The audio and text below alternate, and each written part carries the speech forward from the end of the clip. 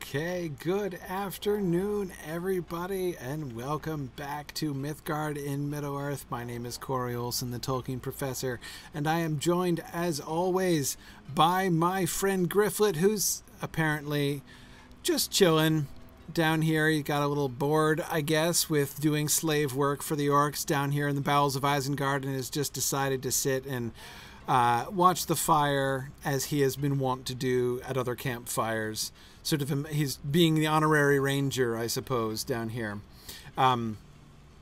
Anyway, hey everybody, good to see you guys again. I know I missed last week, but I had a lot of fun. Not only did I get to meet several of you guys, I got to hang out with Druid's Fire, and I got to meet a few other people, and I was really excited to be able to have dinner with a bunch of the Lotro folks. I got to sit around and chat with some of the devs who work so hard on the game, and just tell them how much I appreciate their work, and get to kind of geek out with them about some of the, especially some of the parts of the game that they've been working on, and get them to not tell me anything about what they're working on right now and all that kind of thing.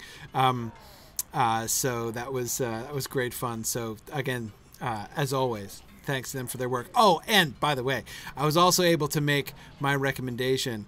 I told them about how in last week's stream I totally got the Ted Sandyman thing, right? How like we could, where are those machines? Where are they? Up there on the, remember the big wheels? No, not those ones, not the big spiky ones, the other ones. Anyway, the ones that look like big huge millstones. I'm like, okay, wait, guys, I've got it. The concept for Ted Sandyman's new mill. I told them all about how they have to make it based on this Isengard machinery that they've already designed down here, scaled down versions of the Isengard machinery in a big ugly metal box building, right? Totally, exactly what Ted Sandyman's new mill should look like. But anyway, I think I was doing something. I'm supposed to go visit Saruman. That's right, I almost forgot. How could I forget that? Okay, all right, Fosh, let's do this. Come with me. Yeah. The old man does not like to be kept waiting. I know, and I've kept the old man waiting for a fortnight, right? The old man wants you. You had better do what he says if you know what's best for you. With the power of his voice, you won't have a choice. Right, with the power of his voice, I won't have a choice.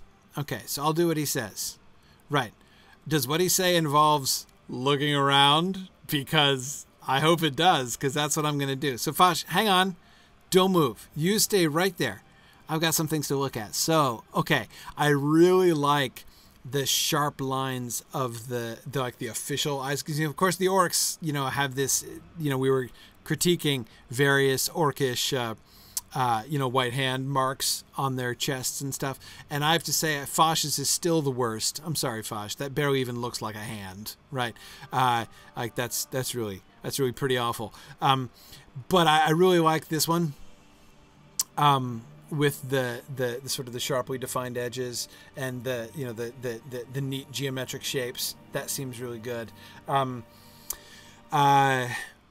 Cool. So okay, from a distance I thought these were candles, but these are not candles. What is that? What is this thing?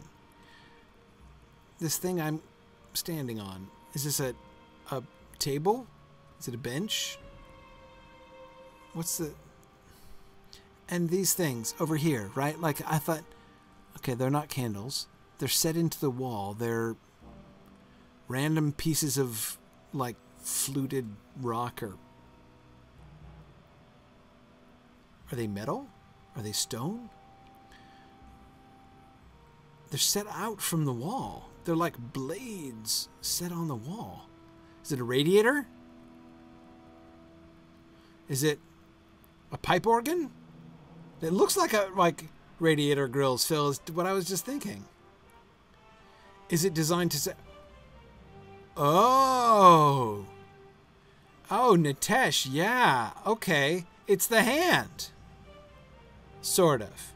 Abstractly, right? There are 5 of them, right? 1, 2, 3, 4, and then the thumb one down here. Okay, so it's... Wow. I totally didn't even see that. So it's like the fingers of the hand. So then when we step back, what we're seeing is the white hand symbol between like the two other hands, right? Except they're abstract, and then so it's modern art.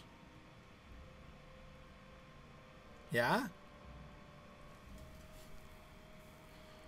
Okay. Abstract representation of the... Yeah. Yeah, Art Nouveau, Orc Art Nouveau projects, Fairvenin. That's exactly what I'm thinking. Because Saruman would be into modern art, right? I could see Tolkien having Saruman into modern art. I mean, we know Tolkien was not into modern art. So I could imagine Saruman being into modern art, therefore. Whereas these banners, by contrast, okay. These banners. So, okay, Orthanc, sure, right. I understand. Orthanc is sort of the center of his power, and so, you know, we have the big Orthanc banners. What are these? What's up with that? Like, why is Orthanc being embraced by a kraken on these banners, is my primary question. Or if they're not a kraken, what is it? The branches of trees? If so, of course, there's a huge irony there, like to show the branches of the forest like coming in to embrace Orthanc is so like his own banner turns out to be a foreshadowing of the destruction of Isengard. That would be pretty cool, right? But because it's just kind of strange. See, I mean, the decorative scroll work, Nitesh, would seem to me like the edges, right, are decorative. That they're not even scroll work; they're like vines, right? So there's flowers and growing things around the edge, which is interesting, right? Which he cuts down. We have the contrast, right, between the lush green, not proliferating with flowers, but, you know, tastefully arranged with flowers. But then you have the barren, gray, rocky surroundings of Isengard, right? Isengard, around Orthanc there, is not depicted as a garden of, you know, beauty, which again would be a thing to do on the banner, right? To be like, I am the center of all peace and order. And but then why do those? What is that supposed to suggest? All those things around Isengard. I don't think it's... I don't get the impression that that's designed to be actually depicting something. Like, it's not like real trees. I mean, this is symbolic or abstract in some way, clearly, these curlicues and the things around Orthanc. But I don't know.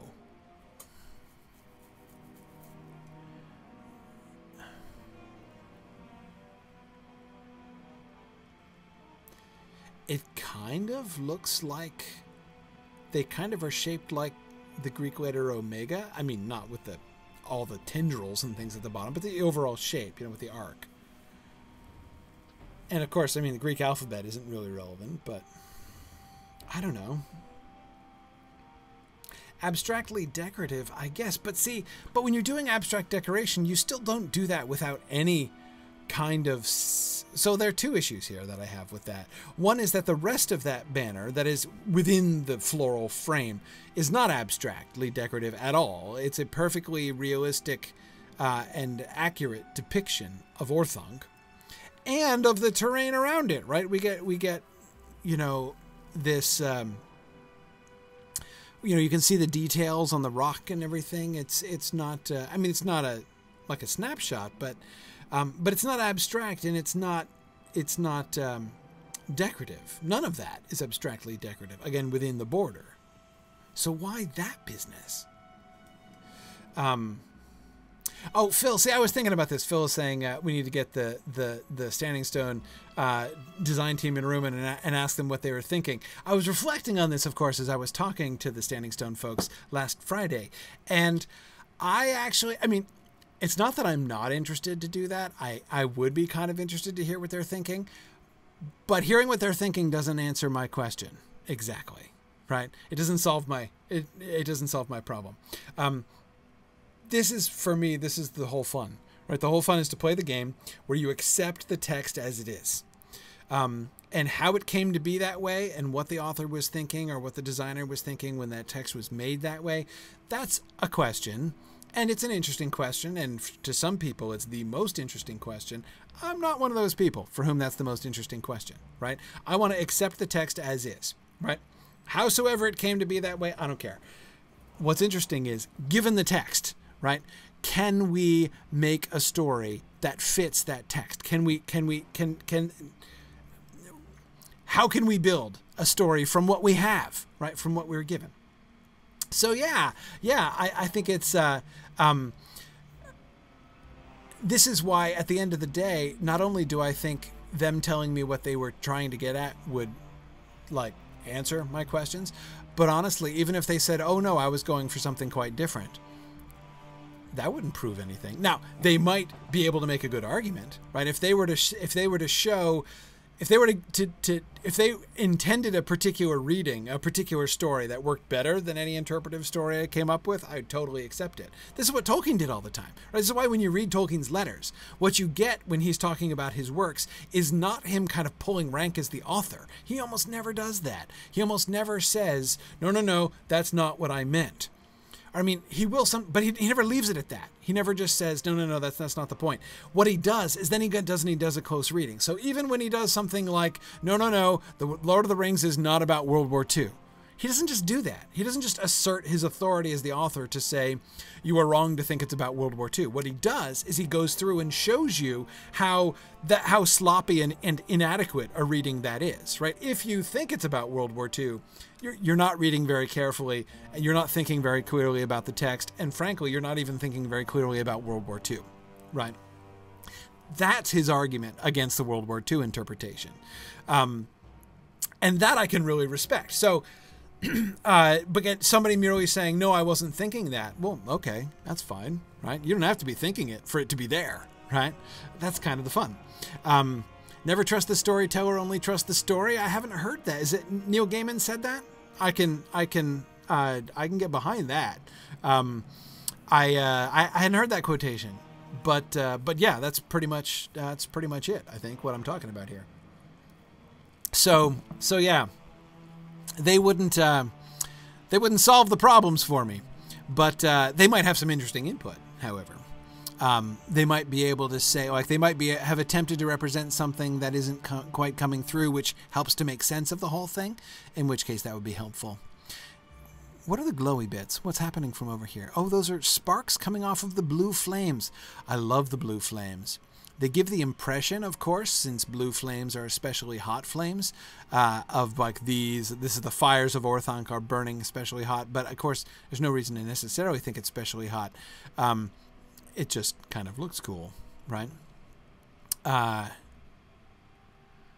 but anyway, I can't figure out those. Maybe it'll come to me. If anyone has a good explanation for it, because you wouldn't design that by chance. I mean, again, and I don't mean for the game designers. I mean for the weaver of a tapestry. If you are weaving a tapestry for Saruman and you're like, okay, I have your tower and I put these like, it looks like it's being swallowed by a giant squid. Do you like that look? Was that what you were hoping for in your banner? I mean, that's a lot of work to do that, you know, inside the frame like that. You know. Anyway, so we'll see. We'll see if I can think of something else. If you guys come up with any suggestions, if it speaks to you one of these times when we see one of those Orthanc banners, let me know. Okay. Oh, and the doors, right? The Orthanc doors. Hey, look, there's like a version of it here too. It's everywhere. Look at these. Look at these tendrils coming down. It's not the same. They're not as curly-cuey, right? But we still get this, like the hands descending on it. Huh. Yeah. Weird. Again, all I can think of it, and it's embraced again by that. See, it seems like it's part of the symbol. Now, seen here with just the one of them, one of the things that was confusing me about the banners is that there are two, right? Sort of not concentric, but sort of both in there. Here, with just the one, doesn't this look much more like the moon rising behind Orthanc, or the sun rising behind Orthanc? Up at the top, anyway.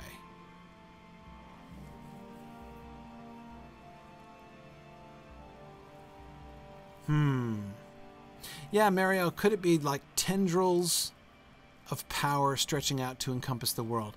Well, except it's not encompassing the world. It's not stretching out from Orthanc. It's stretching out to Orthanc, which is the weird thing, right? And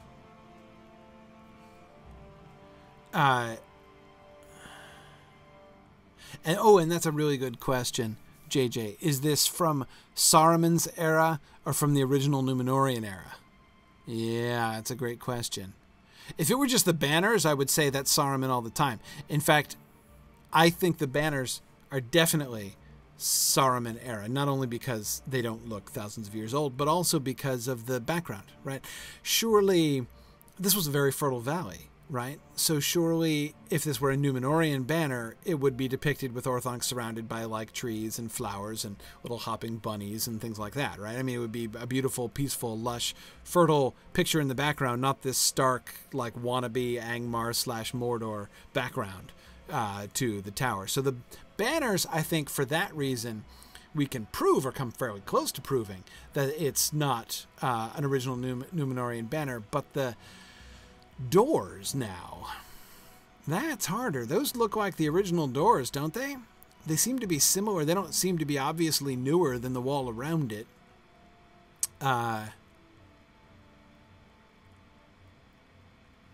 Okay, Natasha's reminding us of Saruman's other symbol, the Palantir. Right. Okay. Maybe. And yes, if it were a Sarumanic symbol, a Sharkinian symbol, anyway, then it could be the Palantir, because Gandalf speculates later on that the presence of the Palantir in Orthanc is very likely one of the reasons that Saruman came here in the first place, right? So the Palantir would be associated with Orthanc, both of them as the two symbols of his, or the two symbols / instruments of his power from the very beginning, of his setting up shop. So that makes sense. He is trying to make rings of power for himself, so could he be taking a symbol from Celebrimbor? Possibly. Ooh, Beldurnick is wondering if it could be Beldurnick. Hey, that's a David Eddings reference. Yeah, that's pretty good. Anyway, Saruman's idea of power coming into Orthanc or Isengard. That's possible. Which would then, if we combine these two things, if we combine the Palantir and the Ring of Power, right? So we've got like Palantir only, and then like Palantir. So if the two rings or portions of rings represent the Palantir and a Ring of Power that he's wanting to make, right? With like its roots in Orthanc,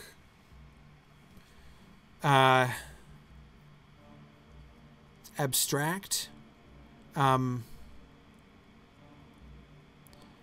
abstract is okay. I'm okay with abstract or symbolic. Just not merely decorative. I can't make sense of merely decorative under these circumstances, given the purely representational nature of both the tower and especially the detail in the representation of the tower.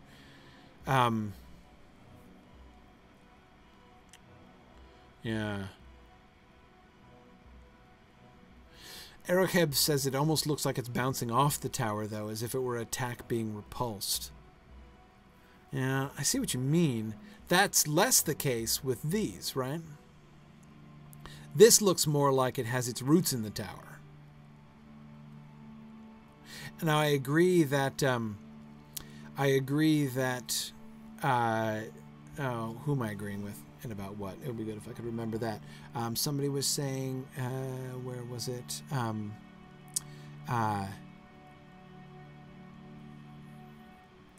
Well, let's see.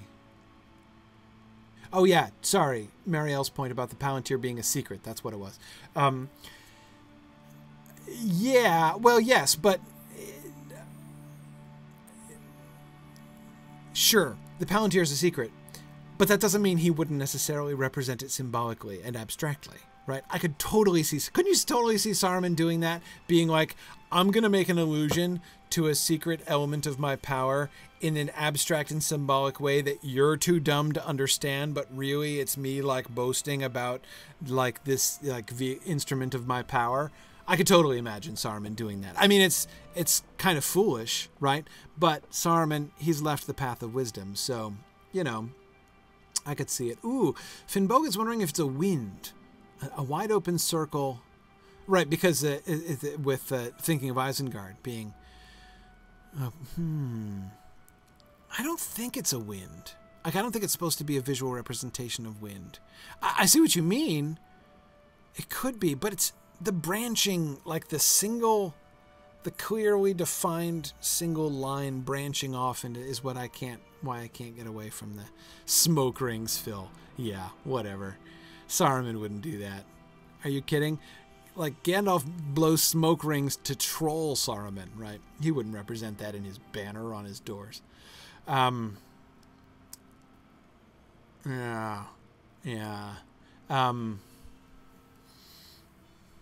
I think we're getting closer. Or at least we're getting closer to a theory I can live with. Even if I'm not 100% sold. Okay, Fosh, hang on. I gotta look at the ceiling. Alright. What's around the borders of the ceiling? See, now that looks like a Gondorian pattern. You look at the gold work here along the ceiling. Doesn't it look a lot like the gold on the doors that we've seen throughout, you know, in places in Enedwythe and Dunland? Right, like especially on the doors where you can see the tree of Gondor, but it's done in that kind of gold work. That looks like a very similar style. So there you can clearly see Gondorian work of a similar era, right, to these other ruins that you find throughout this area. And look at the rug. This doesn't look like an evil carpet at all. What are these symbols in the tiling? We don't get trees here. Nor stars. Flowers? Really? Yeah, that's a flower. Looks almost like a fleur-de-lis, but it's a flower. And that's a flower in the middle. Okay. I'm not going to get timed out in this instance, am I? Okay. There's a flower. Is that an eye? Doesn't that look like an eyeball? With a flower in the middle. It's just kind of suggestive of an eyeball. That's really interesting, because that's original. Right? This is not a newfangled, you can tell. Like, look at the difference between the old, sort of worn and rough-edged here Gondorian decorations, and then like the stark, clean lines of this obviously Sarumanic decoration over here, right? Yeah, and then this rug, right? Where have we seen... Somebody remind me. We've seen this rug before. Who else has this rug? Somebody else shopped at the same flea market that Saruman did, and I can't remember who it is. Who is it? Is it an Angmar? No. I mean, it's not the evil upholstery, obviously. We know all about that. But I've seen this. I've seen this somewhere before. I know it, and I can't place it. That sort of design, it looks vaguely...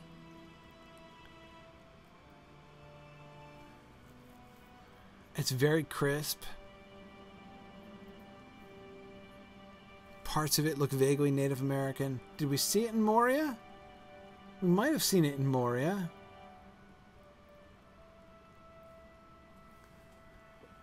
Huh.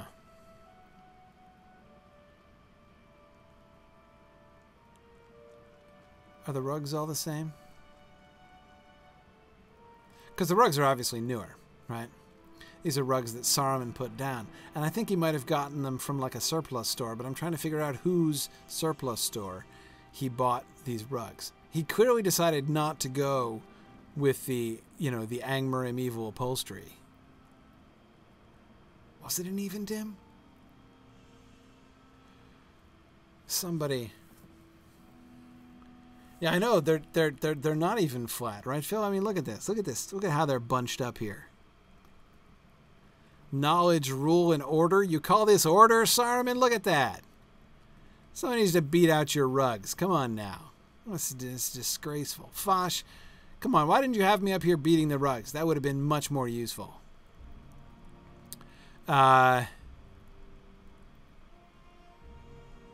He bid 5 for it at the local auction. Yeah, he probably did.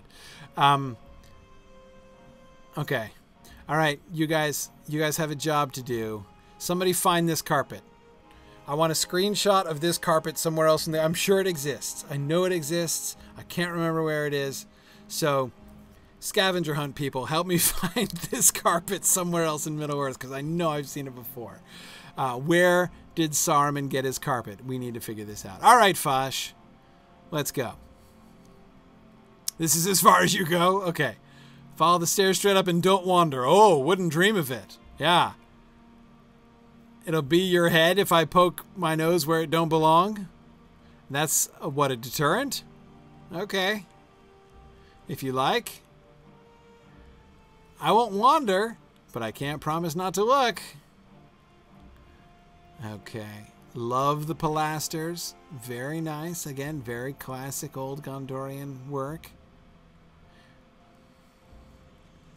They could be dwarvish.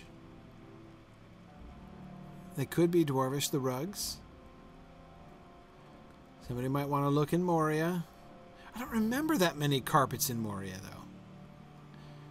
I don't think the blanking name of the group of dwarves, the Iron Garrison. I don't think the Iron Garrison brought a lot of rugs with them. Oh, that is fetching. Isn't that fetching? Look at this. Oh man, custom Orthanc upholstery. Now that is too much, right? That is just, and the little seat cushions. Look at the little seat cushions. Like, imagine you're sitting on the spiky top of Orthanc. Oh, that is, oh, whereas this one is 3-dimensional. Look at Ben's. Oh, that is, could you imagine him, because those can't be the original Gondorian, you know, upholstery, right? So he must have, it looks way too fresh than that. Way too fresh for that. So he must have had these commissioned, right? A set of chairs and a little love seat with Orthanc on them. That is just too much. Oh, that is, what's on the joints there? Is it, what did he? Okay, oh, just, it's a little disappointing. I was hoping it would be like a face or something. Okay, all right, just a little scroll work there. Okay, all right. We got bookcases, which are not very big, but look big to me. Again, just sort of decorative scroll work. Also a little disappointing. Come on, Saruman, you did such a great job with the chairs and the love seat. I expected more from you for the bookcase, but uh-oh, words of Galadriel surfacing. Which ones? Oh, good. A great tower in moonlight, a shadow against the sky. So is it the moon on the banners, Galadriel? The stairs are watched. The stairs are watched. I cannot see how you come to this place, burglar, nor how you could leave it. Well, I can tell you how I got here. But the mirror shows many things. Okay. And not all of them may come to pass. Okay. All right, that was kind of awesome. So, in the moonlight. Now, of course, the tower in the moonlight is obviously a reference to Frodo's dream, right? When he dreams and he sees Gandalf walking back and forwards in the moonlight on top of Orthanc. So, the sight of the tower in the moonlight would seem to be a recapitulation of Frodo's dream, which is cool, and possibly suggestive of that banner. Maybe it is moonlight. Maybe it is moonlight. Maybe it's repurposed. Okay, so maybe, what if that, because the doors, right? What if the doors are part of the original Gondorian carvings, and that's supposed to be the moon, right? So it's supposed to be the moon, and because it's a Minas Ithil reference, right? Like this is the you've got like the two towers, right? Minas Ithil and Orthanc, as the sort of bookends of Gondor, right? So you've got the Tower of the Moon, the Tower of the Rising Moon. So this is like by implication, like the Tower of the Setting Moon, right? So you've got the two towers, one explicitly, one implicitly associated with the moon, on either side of the kingdom. I could see the original Gondorian sculptors working that angle, right, and trying to recall the Tower of the Moon in their in the door decorations. And then Saruman takes and repurposes it so that the banners, again, the actual tapestries, which would in this theory be newer and made by commissioned by Saruman, just like the upholstery on the chairs, which are adorable. He then has the double ring, right, and could be so like it looks like the moon, but like it's really the Palantir, like secretly it's really the Palantir, right, with which he's communicating, of course, with the Ithil stone, which is cool. And then the other ring is the ring of power, right? So again, it's abstract and it's just symbolic and he doesn't tell anybody what it means, right? Okay, all right, I like that. And the stairs are watched, she said. These stairs? I mean, like, obviously they're watched. There's an orc right back there. The stairs are watched would seem to then be a reference to the stairs of Cirith Ungol, right? Whoa. What's on the back? I thought this was like a subway map or something for a minute. On the back of these... On the back of the love seats there. Not a chessboard. Just a little end table with an abstract geometrical design. Same kind of far too symmetrical subway map, but these kind of symmetrical geometric images. Order, right? The orderliness of things. Huh. See, notice the stark contrast, right? Between these clean, rigid geometric lines in the white hand symbol here, especially. It doesn't really pop out in contrast to this old faded decorative gold scroll work there. Yeah. I agree, this does look a little bit dwarvish, Phil.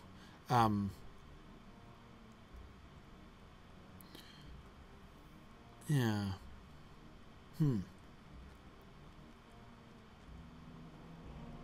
What is this? Ooh, it's got handles, little tassels. Is this a closet? Is it a wardrobe? Are these wardrobes? Does he have multiple wardrobes? Or are they not wardrobes? Oh, and there are tassels down there too. What is that? Is this a drawer? Is there a big drawer in the front of this? Is it... What do you keep in this drawer? Is it doors that swing open? Is it like the place where you keep your like DVD collection underneath the VCR? And so this is the entertainment center up here. So you open this one and it reveals the very tall and Orthanc shaped big screen TV. And like the video game consoles are kept down underneath. Spare cushion covers, right? Whatever's in there, I'm sure it has like, you know, the Tower of Orthanc embroidered on it or something. But those tassels are really interesting because they don't look like mere decorations, right? Those look like handles, especially these up here on either side of that central dividing line. Yeah. Yeah, I was teasing Marielle about the DVDs and the VCR. You see, that's why I mixed them, right? I was being deliberately archaic. I make jokes about this with my kids all the time. Anyway, yeah, so it's cute. Interesting that we get this orcish white hand banner. So I'm imagining that this one gets presented to him by the Uruk-hai, right?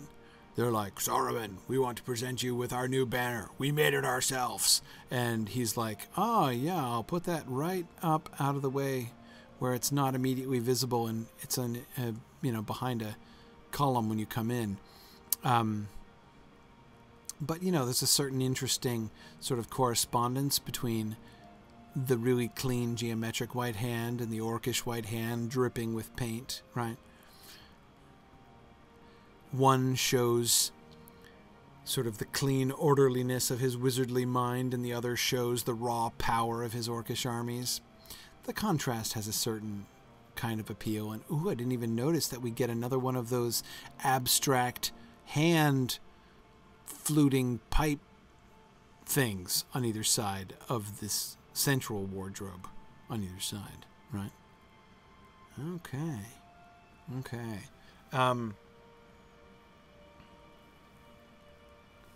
It's like people putting their kids' drawing on the fridge. Sort of like that, yeah. Okay, and then we've got windows letting in the light. Okay. Still rather dim. It's not clear glass, which is interesting. Okay, let's see. I think we're meant to go up the stairs. Another wardrobe over here, which is why oh dear. Can't go this way. Is Fosh going to come and beat me if I try to go down a side hallway? I wish he'd try it. Hey Fosh, I'm wandering around. I'm keeping the old man waiting. This is going to be exactly symmetrical, right? Yeah, everything's exactly the same over here. Yeah. Of course it is. Saruman, right? Okay. All right. We're making so much progress. It's amazing. I think we're going to get through this instance in record time. So I think this is probably meant to be a bench on reflection, right? I mean, but for whom? I guess maybe it's a little tall. I'd need to see like a normal human beside it. I mean, it comes up above my head, but you know. You notice how few books he had. I mean, those two bookshelves were kind of pathetic. Oh, wait. Another little library area. Okay, more benches. Oh, a different configuration of bookshelves. Same disappointing scroll work.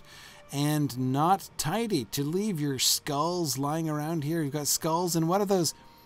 Are those test tubes? Is that a test tube rack with 2 test tubes in it? Tell me those are test tubes in it. I think that they have to be, right? Test tubes in a test tube rack. Love that. Okay, so he's doing some, you know, scientific experiments as well, right? This is part of the apparatus. I don't know what this thing is even meant to be. Like a dumbbell or a I don't even know what. Cup holder. Yeah.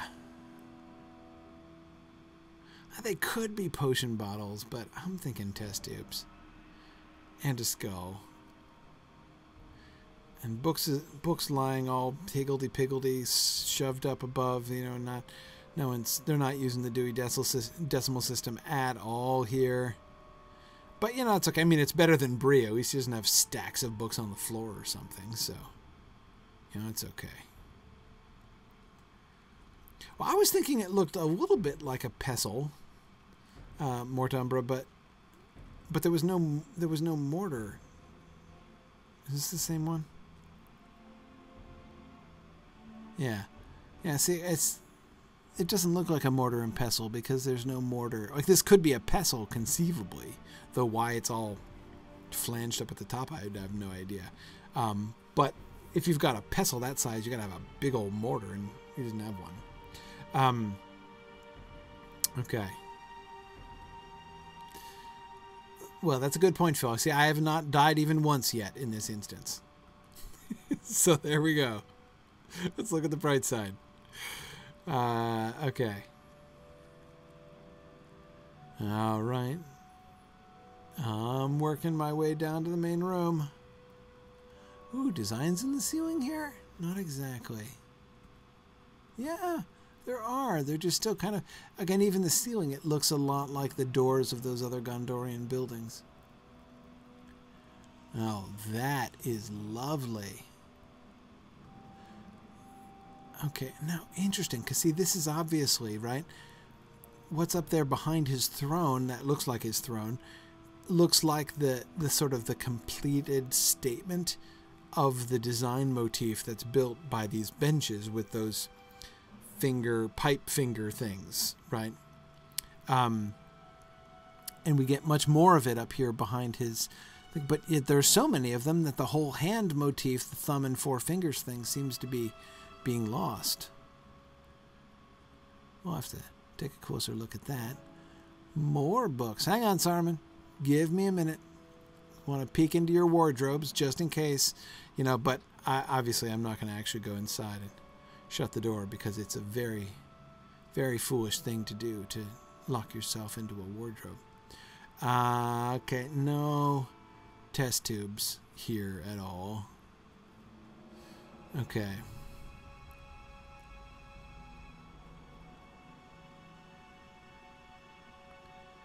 Okay, another little seating area up over here. I like these little flanking seating areas, but this does remind me of Moria. Several places in Moria that are kind of structured like this, with these raised areas up steps flanking around the main central court. That's a very Moria-like configuration. Okay. Yeah, from a distance here, those, that structure there looks a lot like, you can see like the two hands right on either side with those pipes. Never noticed that before. Okay.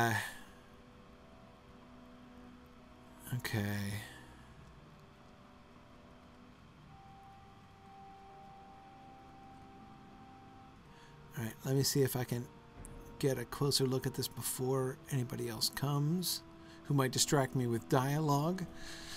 We've got large lamps hanging from the ceiling, which are attractive, but not interesting. There's not much carved in them or anything, which is disappointing. So, okay, how does this work? Yeah, his throne just totally loses it. It's got more of the pipes, but more is not better. They don't look like hands anymore.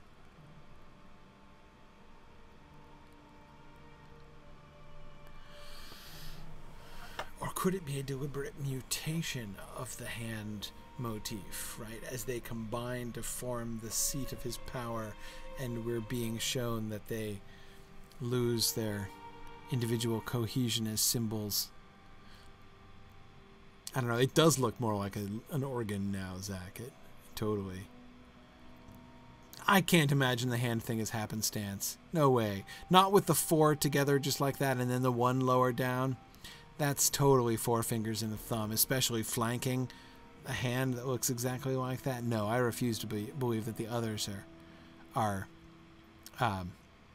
what's that wonderful word? Meaning it just happened. Oh, shoot. It ends with titious. What's the word? I'm losing the word. Adventitious. That's what I meant. Okay, yeah. Yeah, no, I don't think it's just adventitious. Phew, I found the word. And what are those things, those little footstools that look like bollards that you would tie a rope hawser around? Huh. Okay. Yeah, serendipitous works, but that wasn't the word I was trying to think of. Okay. I think if I move forward, I'm going to get a dramatic entrance. I'm feeling a dramatic entrance coming on.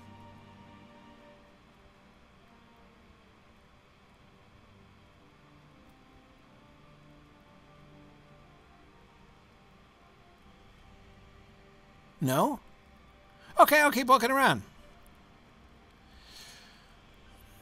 What can we see through? I got some red flames, lots of blue flames in here, but then we can see red flames down the hall, or up the hall. Can't see much of anything over here.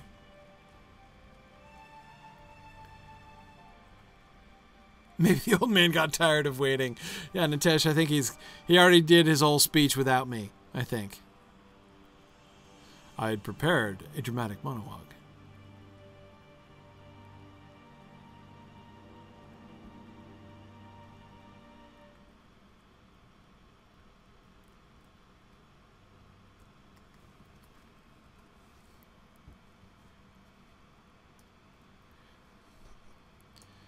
Nice. There you go, Grifflet. Huh? Oh, yeah. Oh, how's that for a screenshot right there? Oh, I think so. I think so. Here we go.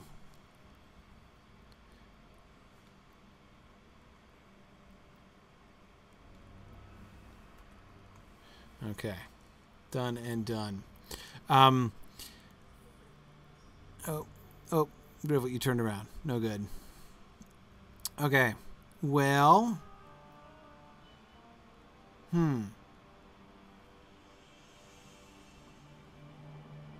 See, now they look... Here they look like spears. They did not look like spears before. How many are there? 1, 2, 3, 4, 5, 6, 7, 8, 9, 10, 11, 12, 13, 14. A 7 below, 7 above, and 2 on the side.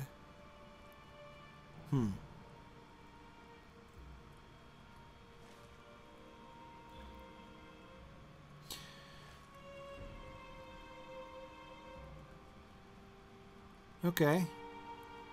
Do I keep going? Over here? I guess I can go further this way.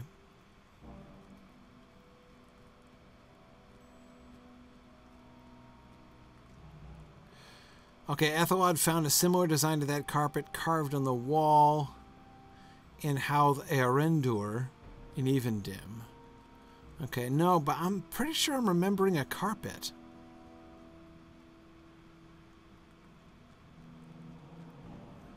Maybe I'm wrong.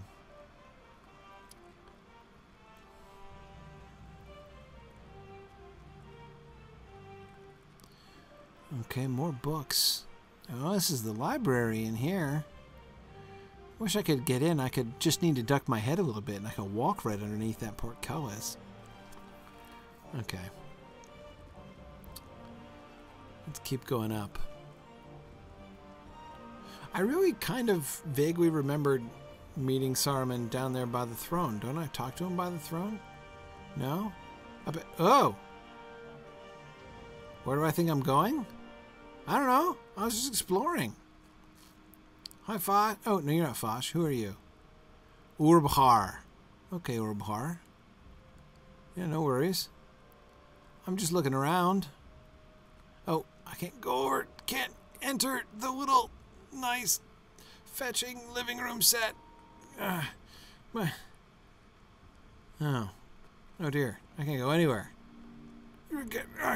There's an invisible force keeping me away from the upholstery. Fine. What am I supposed to do with you?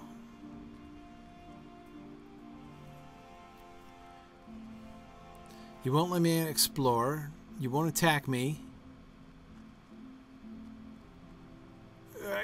But...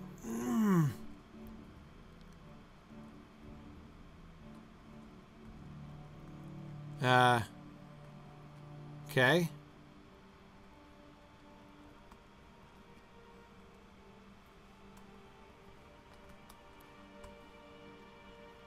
I just slapped him. There you go. Come on. Huh? Give me your best shot. No? Fine.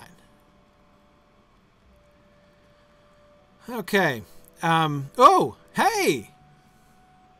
Truly I'm a burglar at heart. Saruman! Wow!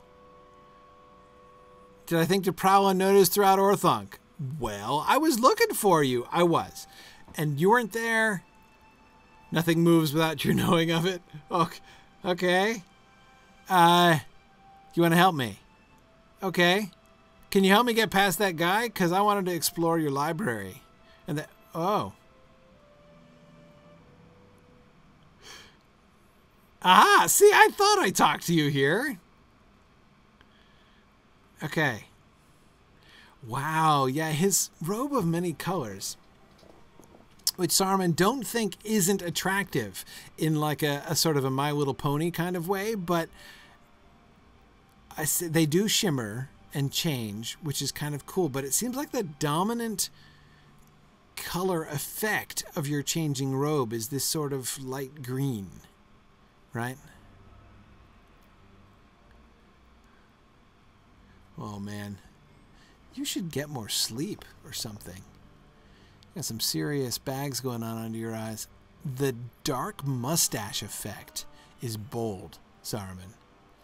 I mean, frankly, I think I would dye your mustache white to go with the rest. But, of course, it creates this really cool effect. Right now, that seems a little unlikely that your mustache would be so much lighter than your beard. But I love how... So you've got, like, the dominant flow of white hair from his beard and hair and eyebrows, right? But then you have, like, the dark stain of the mustache coming through, and like you see, you've got like the insidious, the insidious veins of darkness spreading over his facial hair, right? As evil consumes his face. I love the symbolic effect of Saruman's facial hair, right? I mean, wow.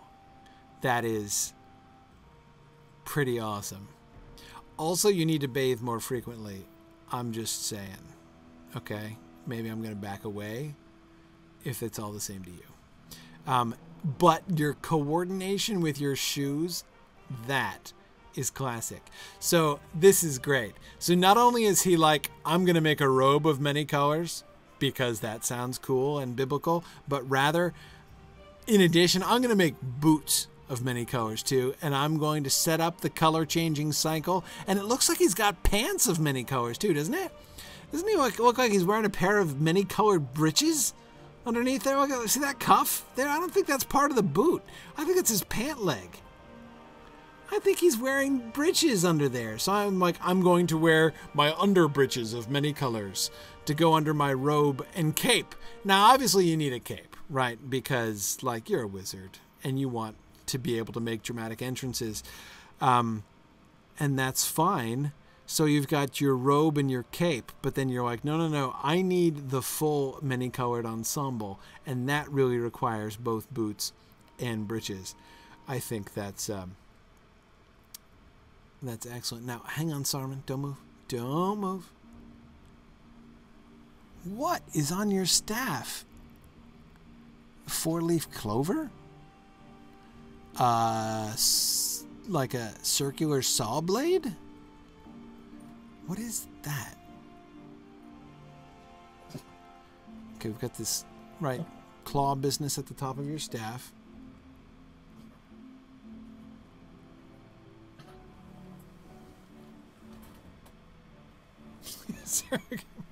my dog hacking something up over there. Okay, that's great. So I'm just like hearing this noise in the background. Like, what the heck was that? Okay. What a strange symbol.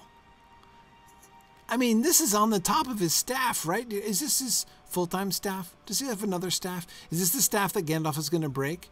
Is this like his home casual staff? Does he change his staffs like, Mr. Rogers changes his shoes? That's what I'm wondering, right? Is this maybe this is his casual at-home staff? I don't know.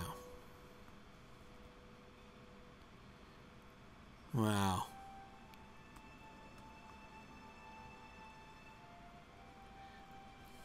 Okay, Saruman. Sorry. Pretty soon, Saruman, you're going to start thinking that I don't take you seriously, and I wouldn't want that. Okay. We have much to discuss. Yeah, I know. Okay. I never want this instance to end. Okay, I'm doing my best to make sure it never does. You're Saruman the Wise, and you know much that might surprise me. Okay. Yeah, but there are mysteries. I know, right? Like your pants. I need you. You need my help. Okay. Together, we can learn much that would otherwise remain hidden. All I have to do is join you. Right? There's much we could accomplish. Okay. You're going to give me a recruitment pitch? I have to admit I wasn't expecting that, right? I was, you give Gandalf a recruitment pitch, maybe even one of the Rangers or something like that. But seriously, you're giving me the recruitment pitch? My own endeavor has ended in defeat. Well, maybe. I have ridden a long road, but have accomplished nothing. Well, I totally overthrew the false king of Angmar, and what does it cost me? The lives of friends? Oh, well, some friends did die along the way. Oh, wait. Oh, I have to resist the power. Abandon the journey. No, I'm resisting. Yeah. Phew. Okay. I resisted. Resisting the power. So he's trying to get me to despair. To give up or to join him? I reject the course. Yeah, I do. Can I not see that it's futile to continue this fool charade? Any haste I possessed is spent. I don't know. I'm still a little bit hasty, but you're right. I'm not that hasty, actually. He sought that when I was still in the Enidwaith. Ah, yeah. We figured that out. We finally tumbled to that conclusion about the dwarf Gnar. Yeah. After I left his home, you had no further need for him. Oh, no, you didn't off Gnar, did you? Oh, no, he's quite himself when he died. Another life lost in your wake. Oh, boy, now I feel bad about myself. Resist. Flex. Yell. No good it is, Saruman. Uh-oh, Lothrandir. Yeah, I remember we came in together. Where is he? Where's he at? Lothrandir. Tell you everything you know about the ring. No, I'm not going to tell you everything I know about the ring. No way. I'm resisting your power. Where's Lothrandir?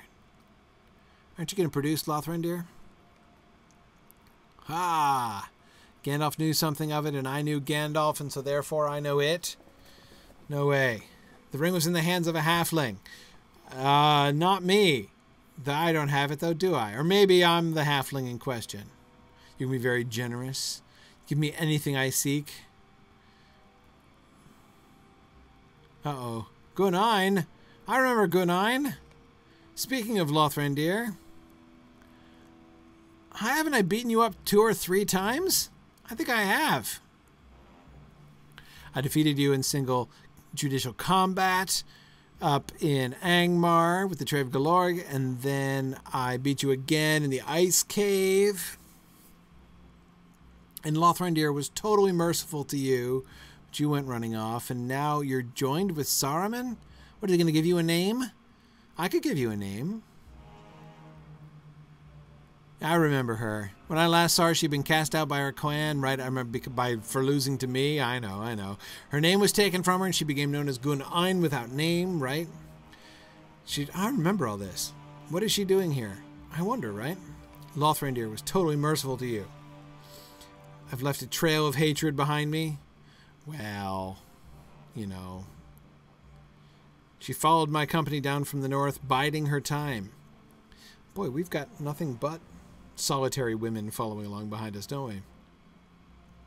Our trail is littered with purposeful warrior women pursuing us. Okay, so you found her, what, when she lost our trail? She did your work in Enidwaith and Dunland, and for that she'll be rewarded. What work did she do in Dunland? What did you do, Gunine? You will give me your name once you kill Grifflet. You will no longer be Gunine, but not yet. You won't let me beat her up for the 3rd time? I will work for Morflock while I decide. You're going to let me decide? Huh.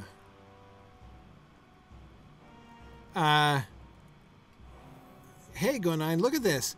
If you notice, Gunine, you're taller than I am when you're kneeling on one knee. You're still like half a head taller than me, which kind of makes it even funnier that I've already beaten you up twice. It's probably hard for you to take, isn't it? I understand. Look, I'm not trying to drive you to despair. You shouldn't, give vent to your hatred, because that's how you, you end up going over to the dark side. I never noticed, Gunine, how delicate your facial tattoos are, though. Is that your hair? It's not your hair. It's an actual pattern on your face.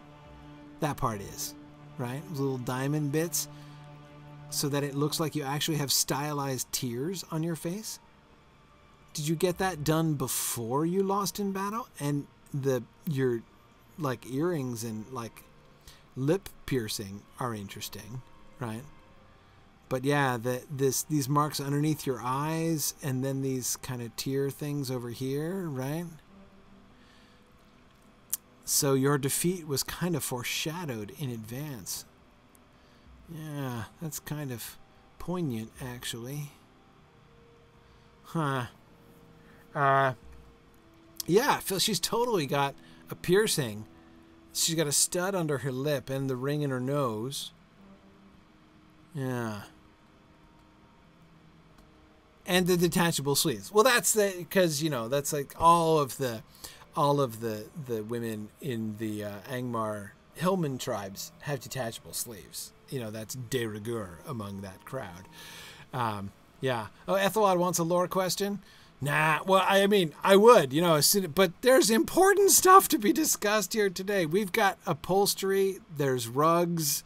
I mean, Grifflet is busy this week. We'll get to lore questions. There are always time for lore questions, but we do not always get to explore the inside of Orthanc and look at its upholsteries. So, you know, we have to seize the day.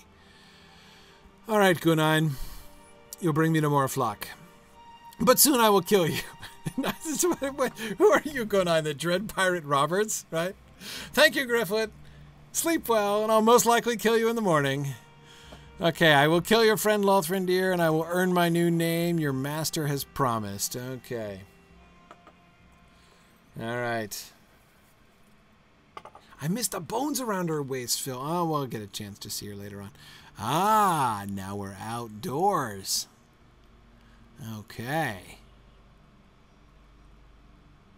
All right, big clumps of thorns. Love what you've done with the place. This little, like, what is it? Little mound of stones. The smoke is coming out of that, right? So this is like a smokestack, except it's not a stack. Oh, hey, Kiriana. You're just hanging here with the oppressors, huh? It's you and Morflack's lackey? Oh, he's your ally. Okay, I guess you are. You're just hanging out with him. That's cool. Hey, everybody. What's up? What are we looking at? Are we all, like, servants of Morflock here? I don't know who he is yet. What are we looking at? Is this like a lecture? Is he... This is a teaching moment? Who are you? No, you're not anybody. Okay. What's he teaching people? Are they just looking at him? Is this a spectator thing?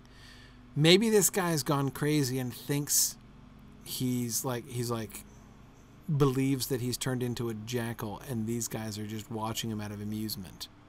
Maybe he's not actually communicating. Not really sure. Okay. Huh.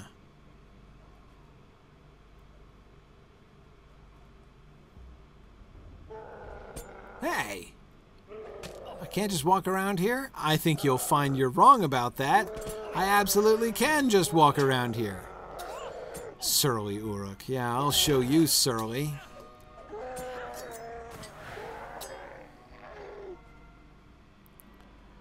think we've had enough of that. Okay. Oh, and so wait, where's Orthanc? Let me orient myself. There's the tower. Okay, so there's the tower. And there's the big old tree stump. Wow, just think about how huge that tree must have been and how ancient. Wow. So all this stuff. See, this is original Gondorian construction, right? That's really clear. You can tell, especially just from this detail work around the edges, right? That really gives it away. So that's original. So the original, that's set into the walls. So this looks like it was originally designed to be some kind of a, not just a lone tower sitting in the middle, but we have buildings around the inner rim, right? So that this could hold a population, maybe a garrison, maybe a city, maybe a little village, right? Like a little Gondorian company town. You've got the guards that need to keep the watch at Orthanc, and their families live in the little the housing projects around the inside of the thing, right? But then this kind of this is obviously post-Gondorian, right? This is Saruman's orcs work here, clearly. And how about this over here? Well, that's Gondorian too. Yeah, no, this is clearly Gondorian. You see, look at that up above the door there. No question. No question. Okay. More tree stumps. This is great. Oh, hey guys. More instructional opportunities here. There's really a lot of on-the-job training going on here in Orthanc. Is it a pep talk? Are you complaining? Do you have gastrointestinal discomfort? Okay. I'm thinking pep talk. They all look very... Alright, I think you've got the crowd here. This guy's like, if only they had given me pants. Okay. Morphlock, where'd you go? I lost you, Morphlock. I'm looking around. Ooh, what's that big pod thing? It's right next to you. Hi, Morphlock. Hang on. I just want to see. Is this a tent or something? No, it's a tarp. It's a tarp thrown over top of whatever this is. What is this? Somebody live here? Is this a little shed? A little fireplace? A little makeshift fireplace? This looks cozy. I mean, ugly and stuff, sure, but you know, with the big tarp around the back, but you couldn't exactly light a fire because there's nowhere for the smoke to go.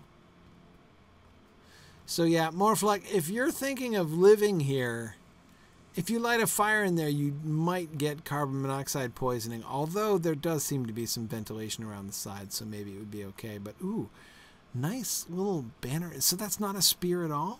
It's just a little banner? Is it made of bones at the top? It's pretty cool. Your saddle seems to be made of bones. Yes, it is. Look at the bones and spikes there. Yeah. And I'm in the thorn bush. Sorry, Morphlock. I apologize. I really shouldn't keep you waiting. Looks like this is your lucky day. My lucky day, yeah. Now you're working for me. Okay. Well, we're in the open air, and that's nice, right? Sharku may want me alive. Yeah. I don't know why exactly. He was trying to recruit me, and I totally resisted him. And then he was like, but don't kill him yet. And I still don't know why I'm being left alive. Probably, though, it's not going to be good. Okay.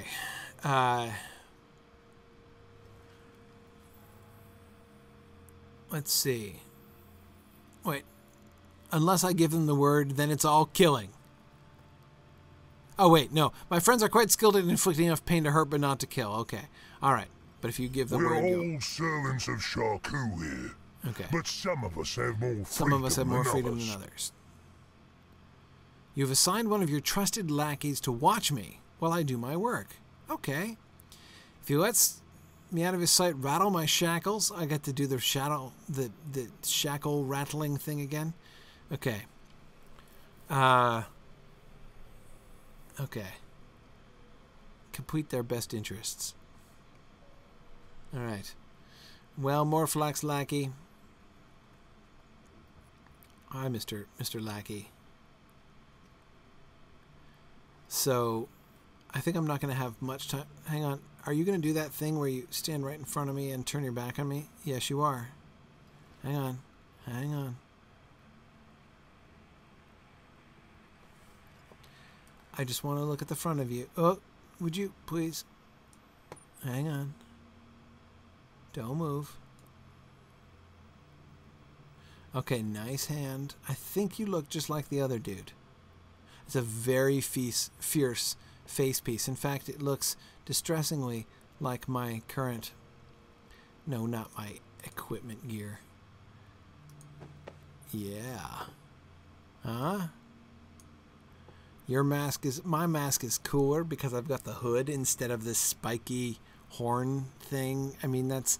What are you going to do? Actually butt somebody in the head with that? I don't think so. right? Whereas mine keeps the rain off. Does yours keep the rain off? No, it does not, right? That is lame. Okay. That's good. Okay. Oh. For a second I thought he didn't have weapons equipped, but I just don't have the weapon equipped cosmetically. Okay, fine. Alright, Morphlox Lackey. Hang on, let me talk to you, Morphlox Lackey. Get some of these quests. Get over here. What is wrong with you? Okay. You heard the boss. If we stay in line, he treats us well. Okay. Everybody wins. If I cross him, that's another story. Okay. An Uruk-hai gets it into his head sometimes to try and displace Morphlock. Okay, if he thinks he's in charge, you get noticed by the old man. Okay. It's in his best interest not to cross the boss. Okay, so there's somebody who's getting uppity. Several somebodies. Gluthrak, Hoital, and Farmak. We have to put the fear of Morphlock back into them. So you want the halfling burglar to be the to be the heavy for the Uruk-hai. So I'm supposed to come around and be threatening these other Uruk-hai to be like, maybe I talk some sense into you. All right, I'll go give these guys an offer that they can't refuse. But I think I'm going to have to do that next week as I'm running out of time. But we got to take a careful look around the inside of Isengard, right? So that was totally worth it. Where we... Ooh, I love the map. Okay, yeah, see, look, you got these old Gondorian structures all the way around the inside. Yeah, clearly. Very interesting how that was set up. Now, I assume that this stuff over here was all later Sarumannic in structure. Let's see, Mr. Lackey, before we finish going off, and I gotta sign off here. But can I just run right under this? No, I can't.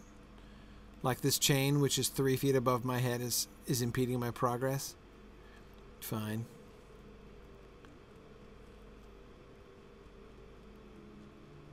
Okay. So this is in fact all a pit. Yes.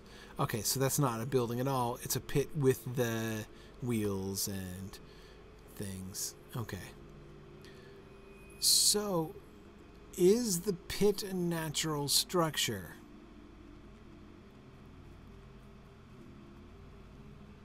Yeah, I guess. So, in the original Isengard, there was just a gulf there. It must have been really awkward. I bet the property values were way lower on this side of the circle because everyone's like, I don't want my kids playing right next to the chasm to nowhere, right? They're like, we need to move to the east side where children are safe and can play in the front yard. I think, yeah. Yeah, I mean, I see what Saruman's done with the place since then, but I don't think he delved that chasm.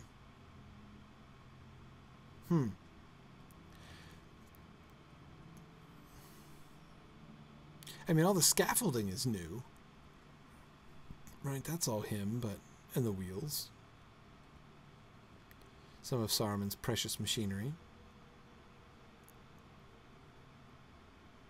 Yeah, but I think this chasm was there. Okay. Anyway. Alright. Okay, I should sign off. Thanks, everybody, for joining me today. Thank you for being patient with my extended view of the inside of Isengard, but come on. I've been waiting for a long time to get into Orthanc like that and to get to meet Saruman, and man, what an honor this was today. Thank you for joining me, and next week we will run around and I will finish chores here top side like we did bottom side a couple weeks back. I will be next week. What is next week? Next week is the 20th. I will be here next week, so I will plan to see you guys then. The week after that, I will be in London Moot. So don't forget to come to London Moot if you can. I know some of you are going to be able to come. I'm really psyched to be able to meet some of you guys there at London Moot. Still time to sign up, 28th of April, London Moot. So thanks, everybody. And I will see you guys next week. Bye now.